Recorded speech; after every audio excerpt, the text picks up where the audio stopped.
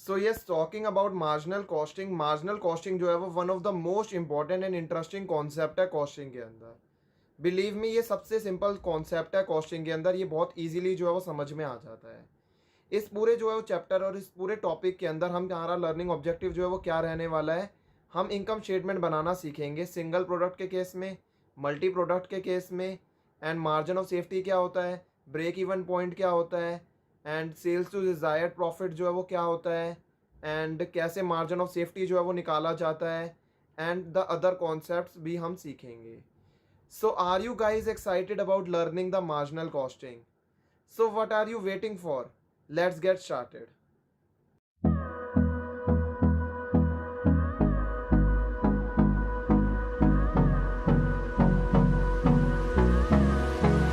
Hello everyone, I hope you all are doing good. इसके बाद में हम अगला कॉन्सेप्ट सीखते हैं ब्रेक इवन चार्ट का। अब हम अगला सीखते हैं कॉन्सेप्ट ब्रेक इवन चार्ट का।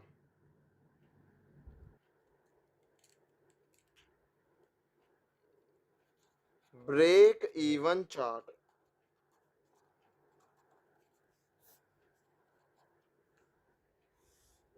जैसे कि यहाँ पर ये है एक्स एक्सिस,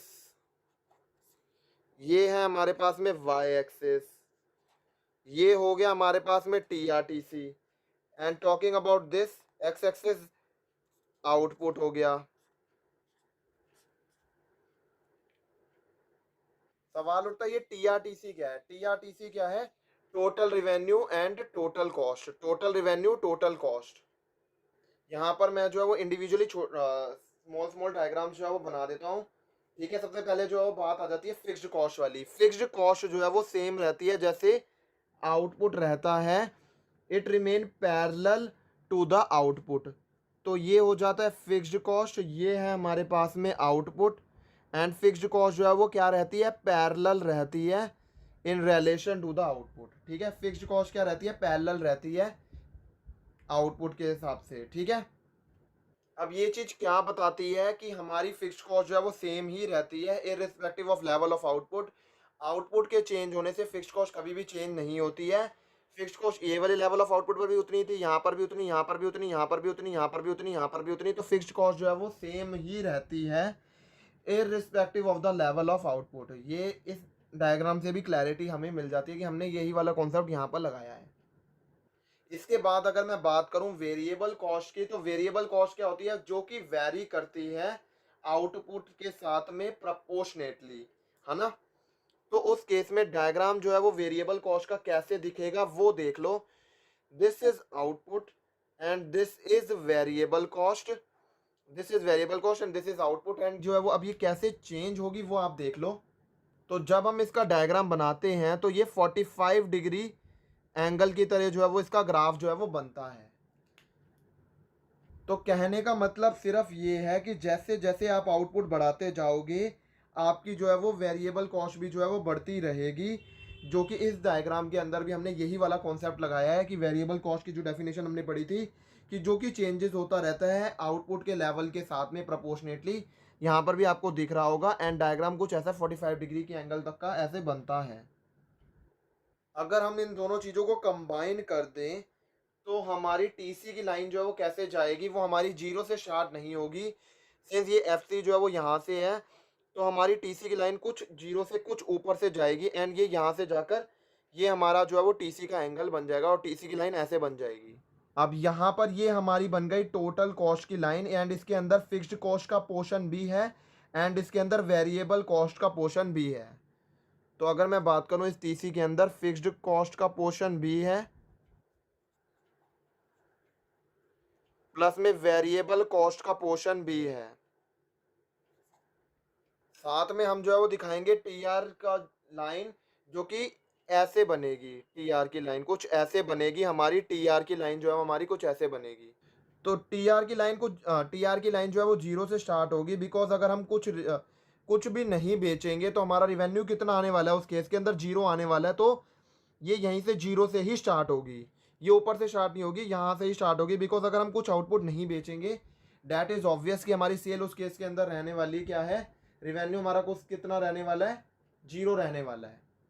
अगर अब इस चार्ट को एनालाइज करा जाए तो यहाँ पर हमारे को क्या सीखने के लिए मिलता है कि ये TRTC जो है वो आपस में इंटरसेक्ट कर रहे हैं, एक पॉइंट के ऊपर आपस में ये इंटरसेक्ट कर रहे हैं। तो यहाँ पर क्या मतलब है कि यहाँ पर इस पॉइंट पर आकर TR जो है वो TC के इक्वल हो गया है। यहाँ पर आकर TR जो है वो क्या हो गया, इक्वल हो गया है TC के। तो यहाँ पर TR is equal to TC हो गया है, क्या मतलब क्या है, ये क्या हो गया है, ब्रेक इवन पॉइंट हो गया है। ये क्या है, ब्रेक इवन पॉइंट। ये क्या है हमारे पास में, ब्रेक इवन पॉइंट है। अब ब्रेक इवन पॉइंट जो है वो क्या होता है, जहां पर कोई भी प्रॉफिट नहीं होगा एंड कोई भी लॉस नहीं होगा, उसे क्या बोला जाता है, ब्रेक इवन पॉइंट बोला जाता है। अब आप यहाँ पर एक बात समझो, ये यहाँ पर क्या हो रहा है, इससे नीचे वाले पॉइंट पर जो है वो क्या हो रहा है, इससे नीचे वाले पॉइंट पर हमारे पास में टोटल कॉस्ट जो है वो ज़्यादा है टोटल रिवेन्यू से। दिख रहा होगा ये टोटल, ये रिवेन्यू वाली लाइन है, ये टोटल कॉस्ट वाली लाइन है। तो टोटल कॉस्ट वाली लाइन ज़्यादा है एंड टोटल रिवेन्यू वाली लाइन जो है वो कम है, क्योंकि टोटल रिवेन्यू वाली ये वाली है तो टोटल कॉस्ट वाली ये वाली है। तो यहाँ पर क्या हो रहा है, लॉस हो रहा है हमारे को, यहाँ पर हमारे को क्या हो रहा है, लॉस हो रहा है। एंड जब ऐसा होने लग जाए कि हमारा टोटल रिवेन्यू टोटल कॉस्ट से ज़्यादा हो जाए, तो that is called as an profit. That is called as an profit, कि हमारा रिवेन्यू से ज़्यादा मतलब कॉस्ट से ज़्यादा रिवेन्यू आ रहा है and that is definitely a beneficial situation. और यही होना चाहिए कि बिज़नेस के अंदर टोटल रिवेन्यू जो है वो टोटल कॉस्ट से ज़्यादा हो, एंड यही यहाँ पर इस सिचुएशन के अंदर हो रहा है। ऊपर वाली साइड पर देखो ना, ये रिवेन्यू वाली लाइन है, ये कॉस्ट वाली लाइन है, तो रिवेन्यू वाली लाइन ज़्यादा है कॉस्ट वाली लाइन से। I hope it is very very clear till here. तो अगर मैं बात करूं, ये सारा हमारा लॉस का एरिया हो गया, ये हमारा सारा लॉस का एरिया, एंड ये सारा हमारा क्या है, प्रॉफिट का एरिया है। ये सारा हमारा लॉस का एरिया एंड ये सारा हमारा क्या है, प्रॉफिट का एरिया बन गया है। क्वेश्चन आ जाता है कि एंगल ऑफ इंसिडेंस क्या होता है। तो यहाँ पर जहाँ पर ये ब्रेक इवन पॉइंट है, इसके बाद में ये जो एंगल बन रहा है TR और TC का, और ये वाला जो एंगल बन रहा है, इस एंगल को क्या बोला जाता है, इसे एंगल ऑफ इंसिडेंस भी बोला जाता है। इसे एंगल ऑफ इंसिडेंस भी बोला जाता है। I hope I am very very clear till here. It is obvious कि ये जो जितना बड़ा ये एंगल होगा उसका मतलब क्या है कि TR और TC के अंदर उतना ही ज़्यादा गैप है, एंड जितना ये कम होगा इट रिप्रेजेंट उतना ही कम गैप है TR एंड TC के अंदर। इस डायग्राम के अंदर मान के चलो हम ये इस पॉइंट को A बोल देते हैं, यहाँ पर B है एंड यहाँ पर ये C है, एंड ये जो जो एरिया है इसे, इस लाइन को क्या बोलते हैं, ब्रेक BS जो है वो बोलते हैं। एंड ये जो ऊपर है इसे क्या बोलते हैं, इसे जो है वो हम मार्जिन ऑफ सेफ्टी बोलते हैं। तो ये हो गई हमारे पास में ब्रेक इवन सेल, एंड ये क्या हो गया हमारे पास में मार्जिन ऑफ सेफ्टी। एंड अगर मैं यहाँ पर बात करूँ कि ये जीरो से स्टार्ट ना होकर कुछ ऊपर से स्टार्ट हुई है, और इस लाइन को जो है वो हम क्या बोलेंगे, इसको हम फिक्स्ड कॉस्ट जो है वो बोलेंगे। तो यहाँ तक फिक्स्ड कॉस्ट है एंड इसके ऊपर वाला एरिया कौन सा है, वेरिएबल कॉस्ट है। उसके ऊपर वाले एरिया को क्या बोला जाएगा, वेरिएबल कॉस्ट जो है वो बोला जाता है। यहाँ पर एक स्पेशल नोट जो है वो आ जाता है, वो जो है वो हम लिख लेते हैं, this is our page number 7। आप एक बात समझ के चलो कि जब भी ब्रेक इवन पॉइंट होता है, ब्रेक इवन पॉइंट पर TR जो है वो किसके इक्वल होता है, TC के।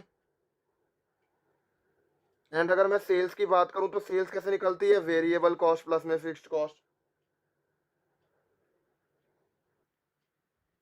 ठीक है, and sales minus variable cost is equal to fixed cost, क्योंकि ये ब्रेक इवन पॉइंट है इसीलिए सेल्स और is equal to variable cost plus में फिक्स्ड कॉस्ट हो जाती है।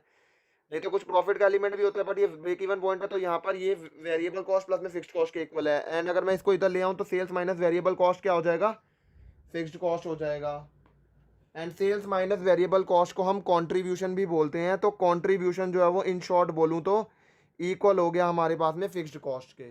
तो कहने का मतलब ये है, अगर हमारा कंट्रीब्यूशन एंड फिक्स्ड कॉस्ट जो है वो बराबर हो गया है, तो मतलब क्या है कि हम ब्रेक इवन पॉइंट पर हैं। मतलब कि हम ब्रेक इवन पॉइंट पर हैं, मतलब कि हम ब्रेक इवन पॉइंट पर हैं। हम ब्रेक इवन पॉइंट पर हैं,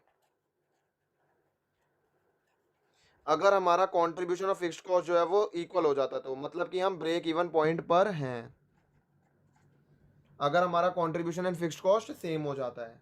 अब यहाँ पर एक बात समझो, यहाँ पर एक फॉर्मूला जो है वो लग जाता है, नंबर ऑफ यूनिट्स जो भी हमने सोल्ड करी हैं उसको मल्टीप्लाई कर दिया जाए कंट्रीब्यूशन पर यूनिट से, तो हमारा क्या हो जाता है, फिक्स्ड कॉस्ट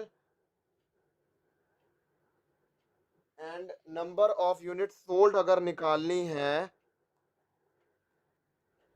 तो हम निकाल सकते हैं फिक्स्ड कॉस्ट, ये चीज डिवीजन में आ जाएगी, कंट्रीब्यूशन अपॉन में कंट्रीब्यूशन पर यूनिट, तो नंबर ऑफ यूनिट सोल्ड जो है वो क्या निकल गई, फिक्स्ड कॉस्ट अपॉन में contribution per unit.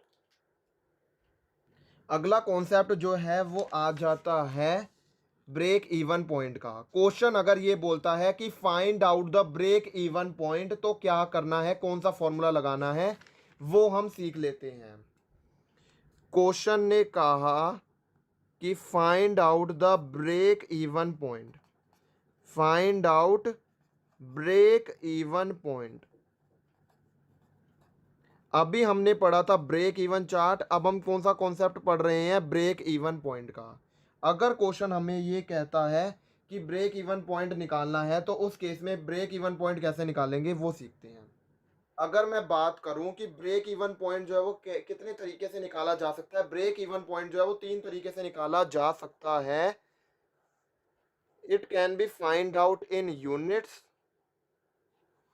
it can be find out in rupees terms and it can be find out in percentage terms। अगर मैं बात करूं कि हमारे को ब्रेक इवन पॉइंट्स यूनिट्स के अंदर निकालना है तो जो फॉर्मूला अभी हमने लिखा था वही फॉर्मूला जो है वो लग जाएगा।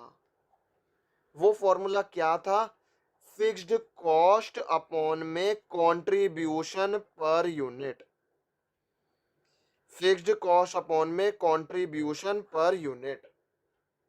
अगर हमारे को आंसर निकालना है ब्रेक इवन पॉइंट का रुपीस के अंदर तो उस केस के अंदर हमारा फॉर्मूला बन जाएगा फिक्स्ड कॉस्ट अपॉन में PV ratio, fixed cost upon में पीवी रेशियो। एंड अगर बात करी जाए परसेंटेज टर्म्स के अंदर तो इसके अंदर जो है वो कैसे निकाला जाता है, जो भी हमारा ब्रेक इवन पॉइंट होगा अपॉन में टोटल सेल्स इनटू में 100 करके निकाल लिया जाएगा परसेंटेज टर्म्स के अंदर अगर हमारे को निकालना है तो।